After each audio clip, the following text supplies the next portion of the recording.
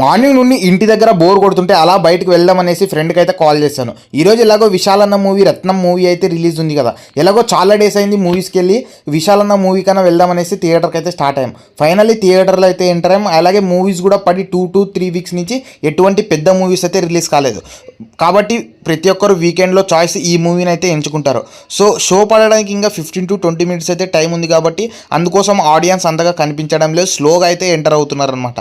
Finally movie అయితే start అయిపోయింది. మరి మూవీ విషయానికి వస్తే సూపర్గా అయితే ఉంది. మూవీలో ఫైట్లు కూడా ఎక్సలెంట్గా అయితే ఉన్నాయి. అలాగే 2-3 చోట్ల ట్విస్ట్ కూడా బాగానే పెట్టారు. మరి మూవీ స్టోరీ విషయానికి వస్తే విశాల్ అన్న తన అమ్మని చిన్నతనంలోనే పోగొట్టుకుంటాడు మూవీలో. తర్వాత ఒక చిన్న గొడవలో సముద్రకన్యని అయితే కాపాడుతాడు. అన్నీ ఆయన దగ్గర పెరుగుతాడు అనమాట. తర్వాత తమ అమ్మ పోలికలతో ఉన్న ఒక అమ్మాయిని అయితే కలుస్తాడు. అప్పుడు అమ్మాయి ప్రాబ్లంలో ఉంటుందని తెలిసి ఆ అమ్మాయిని అయితే ఎలా కాపాడుతాడనేది మూవీ మొత్తం సాగుతూ ఉంటుంది. మూవీ మనకి ఎక్కడ కూడా బోర్ కొట్టకుండా ఫుల్ ఇంట్రెస్టింగ్ అయితే సాగుతుంది అనమాట. మీరు కూడా వీకెండ్లో వెళ్ళాలనుకుంటే ఎటువంటి డోకా లేకుండా హ్యాపీగా అయితే వెళ్ళి చూసి రావచ్చు.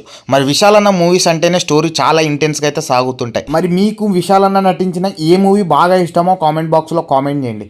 మరి ఇలాంటి మూవీ అప్డేట్స్ అండ్ రివ్యూస్ కోసం మన ఛానల్ ఇప్పుడే లైక్ చేసి సబ్స్క్రైబ్ చేసుకోండి.